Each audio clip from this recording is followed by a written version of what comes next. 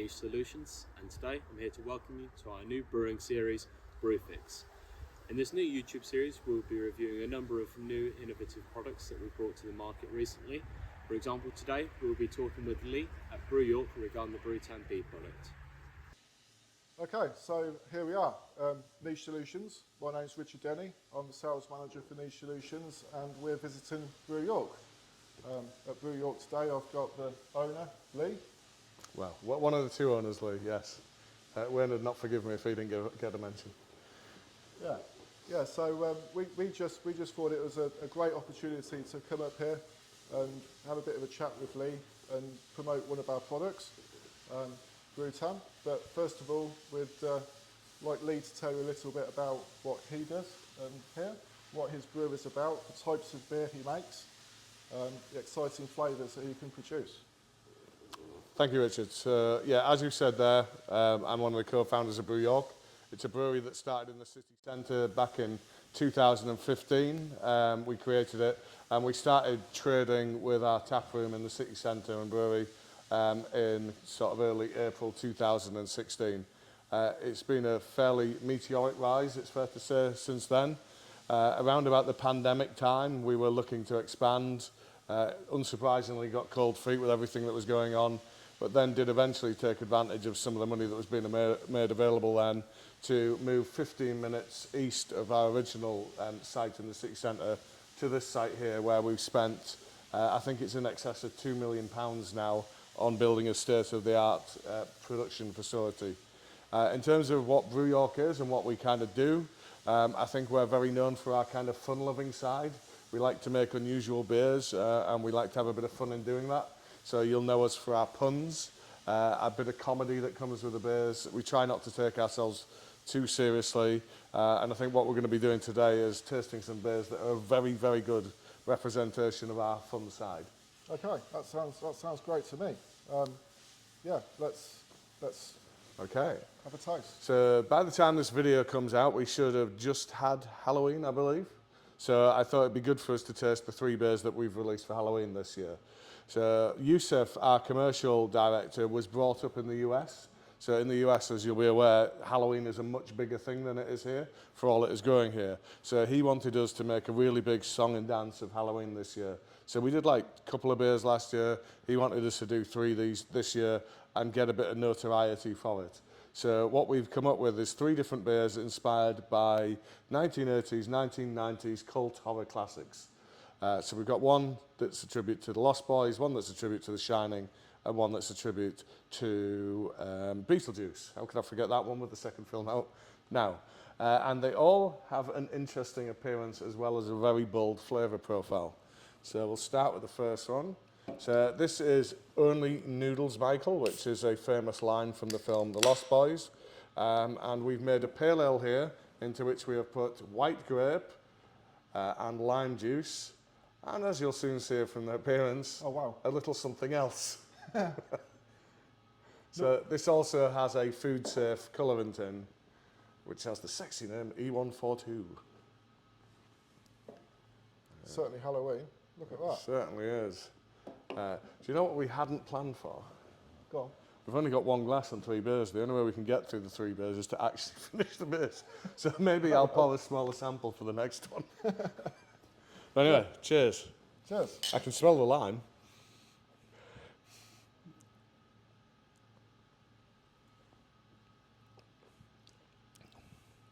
Oh, yeah. Yeah. Got a nice bitterness of a pale ale. You really get the lime in the finish. I think for me the white grape's a little lost against the lime, unfortunately. But yeah, appearance-wise, certainly does the part. Oh, absolutely. Yeah. Never seen anything quite like that, Lee, but that's good. Yeah. The second one I've got for you, Richard, this one's my favourite of the 3. So this is called Here's Johnny, after the iconic Jack Nicholson scene when he's bursting through the bathroom door with the axe from The Shining. And this is a cherry guava marshmallow pastry sour. You won't find too many people putting those flavour combinations together. And this time, the colour profile is red. So I should have poured yours first, and I've poured too much again. You need to see it for the Thank appearance. you, Lee. There we go. So I think you'll find this very, very bold. Cheers. Cheers.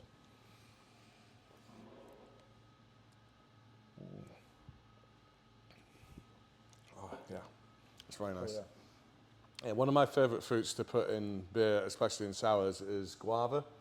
So guava, if you were just eating it for your breakfast or whatever, it's a fairly bland flavour profile, I think you would say. It's nice, it's tropical, but it's not bold. But something happens in a sour where it kind of transforms and becomes this big punchy kind of flavour, and that against the cherries with a bit of marshmallow on the finish. Yeah, you've got the marshmallow aftertaste, haven't you? Yes. When you swallow, and Yes, at the back of your tongue, it You're really drinking a stands sweet out. shop here. Yeah, yeah, very good, very nice. And the final beer I have for you is It's Showtime, which is obviously a tribute to Beetlejuice. So I said the second one was my favourite, but if you chat to other people within the team, I think they're a bit divided. Some would say this one, some would say Here's Johnny. And what we have with this one is a red grape and raspberry sour. It's a pastry sour once again, so lots of vanilla. I think there's even a bit of that kind of marshmallow character coming through again as well. And this time, so it's Beetlejuice, so what's the colour going to be? Purple. Purple, yes, there we go.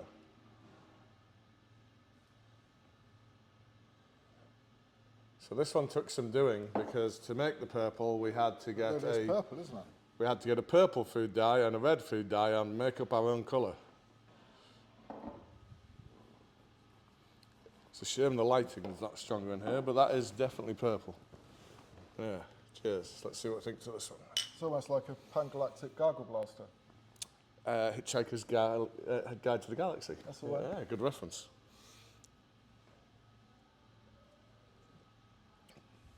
I actually think today I'm preferring that one. How strong is this one, Lee? Oh, we've not done that yet. So the first one we did, I think, was 4.5. Then we stepped up to 5, I think it is. And then this one that we've concluded on is 6. Well, yeah, we want the Beetlejuice. Yes, exactly. Yeah. But I think with these sorts of styles, with the bold flavours, the big kind of fruit character, the alcohol is very hidden within it. That's what I was just thinking. Yeah. It's nicely balanced. It's not harsh like you can sometimes get with a strong beer. That's nice.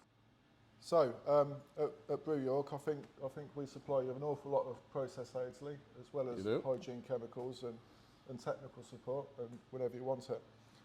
One of the things that I'm really interested in promoting, and I think more brewers should be using, is Brewtan.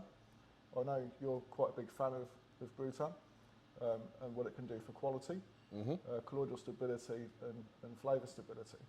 So I was just wondering if I could ask you some questions about how you use it at your brewery and how it works for you. Yep. Yeah, so Brewtan can either be obviously used for colloidal stability if you put it into the kettle, or you can get your flavour stability if you put it into your mash tun. What's your preference of using it, Lee? We actually do a bit of both. So I think the recommended usage rate is sort of 2 to 6 ppm, or equivalent of sort of 2 to 6 grams per hectolitre. So we do a combined 4 grams per hectolitre if it's a sort of standard strength 4 to 5% sort of beer. And we use half of that in the mash tun and half of that in the kettle, and that's because you are going to get different properties, different results in both. So in the mash tun, it kind of binds with the iron and pulls the iron out. And iron can encourage kind of oxidative reactions. So if you get the iron out of the way, that's one of the ways in which this is stabilising your product. And then in your kettle, it acts as a fining. So it's pulling out some of the kind of haze positive proteins. So then you get to improved clarity and a stronger sort of longer shelf life to your product. That's right, yeah.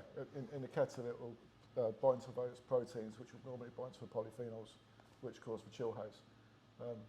In the mash tun, do you find when you're loud swing, you get it comes through a lot quicker, comes through a lot cleaner, it keeps the bed open quite Yeah, because it's binding those kind of larger proteins and pulling them out of the way, then yeah, we do find that it lauters a lot better. And on occasion we can get additional extract as a result of using this product. Okay, no, that's quite interesting. And do you use it in your low alcohol beer at all? We use it in every beer that is not hazy. Our low alcohol beer is hazy, so I wouldn't want to pull out some of the proteins that are contributing towards that haze. Okay, yeah. And one of the things that we like to tell our customers is for reduction in losses that you can get from using this product in the kettle. Obviously, you'll keep all the proteins in the kettle, so they don't necessarily go forward to make cold break in the FV. Is that something you've experienced?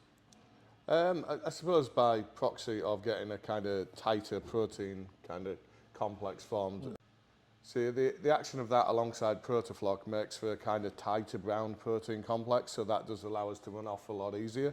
1.2 note is that the action of that can conflict with the action of Protofloc. They're going after slightly different proteins, so to get the best out of both, you need to ensure your addition times are not at the same point. So we tend to lead out with the Brewtan in the kettle. That'll be about 10 minutes before the end of the boil. Yeah. And then we would go in with the Protofloc 5 minutes before the end. So Brewtan does its thing, then the Protofloc goes in and does its thing, and then we've got two kind of protein complexes that come together, sit at the bottom of the kettle, and then we can do the runoff of the much clearer wort. Yeah, that makes perfect sense. So you always add it before the Protofloc, a couple of minutes before the Protofloc, and you can probably reduce the amount of Protofloc that you're using, I would have thought as well. Yeah, we did. That adjustment was made quite some time ago. Another thing to point out is just because it's a powder, don't think you just sprinkle it in like a powder. Absolutely. What you need to do is to add some hot water to this or some wort. Mix it up. If it was hot water, what you need to get to is the point of having something that looks like a black cup of tea. Yes.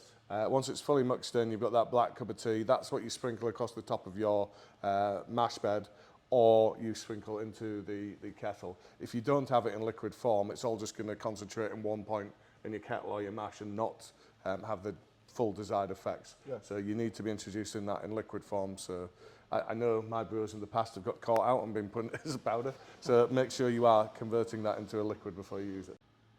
Okay, well, that's brilliant, Lee. Thanks very much. My pleasure. Is there anything else you'd like to tell us about the future, how you see it, and what you've got planned for the upcoming year? Okay, well, I think if we talk about the final quarter of the year, so we make an even bigger thing of Christmas than we make of Halloween. So we've got lots of Christmas beers out in the marketplace now.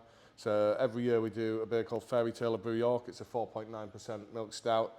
This year it's flavoured like a Florentine, if you remember that kind of nutty, caramelly, chocolatey little treat. Each year, the previous year's Fairy Tale then returns at double its strength as a beer called Nightmare of Brew York. So there is a Stroop Waffle Imperial Milk Stout out there. And then we do a beer called Dreams of Brew York, which is a 6.5% pastry sour, which this year was orange and something. I can't remember exactly what that one is, but awesome, obviously. And then looking beyond Christmas, we have big ambitions for next year, much of which is centered around our kind of retail operations. So this year we've doubled our bar operations. We've gone from sort of 3-4 bars up to 6 bars.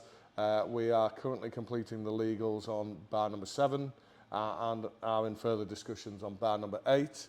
And next year we also take over the running of Goole Market Hall, which is a big investment the Goole Council are making to the tune of about 8 million, I think, into the market hall, where it's going to become a big kind of open plan eating, drinking, meeting, event space. And we've got the first 7 years contract to run that. So yeah, but all being well, by the end of 2025, we'll be in the sort of 9 to 10 retail operation space. Wow, you're exciting times. busy. You've got a lot to do. Thankfully, Wayne, my business partner, runs that side, so that's just putting more on his plate. Okay. But it means there is more demands on the brewery, so we have to produce more beer to fulfil the needs of these venues. So we'll be plenty busy here as well, I'm sure. And it's obviously it's going to be quite tricky for you because you're making all of these different beers. When I was at Carlsberg, I just had to focus on making one beer at a time, pretty much. You know, Yeah, and our ambition is to scale that back a little bit. I think this year we've probably done about 80 new beers, which must make us one of the UK's most prolific breweries. Next year we're aiming to cut it back by about a third and maybe sort of be 50, 55 new beers because to scale a brewery to grow, we need to sell a lot more of our core products, our signature products as we call them, to kind of get the kind of economies of scale and things. So next year will be, brewery-wise, a big push around our core products, in particular our hazy Coney, which has won Silver Gold. It's getting really good traction in market. Juice Forsyth, our flagship fruited IPA. Yeah. And then our Pilsner, Golden Eagle, is also getting a lot of recognition. So they're the kind of three big flagship products that we'll be pushing next year. Okay, fantastic. Right. Look out for those. Thank you. Wonderful. So I think that pretty much sums us up, Lee. Thanks very much for your time, and it's very exciting. Thank you for my payment. You're more than welcome. Yeah. Big bag of powder. Yeah. So you know, as always at Niche, we're here to fully support you, not just with providing things on a commodity basis, but we provide the full technical support, and we'll do anything we can to help solve any problems that you come up against. That's what we do. No, you've been a huge support, so thank you for your efforts this year. Thank you very much, Lee. Cheers. Thank you. Thank you, Richard, and thank you, Lee, for your time. It was great to discuss the 3 new Halloween beers and how Brewtan has improved and benefited your process. If you have any further questions regarding Brewtan B or the Brewtan range, please follow the link to our website below, or alternatively contact Richard Denny through the email and mobile number below. Thank you for watching, and see you next time.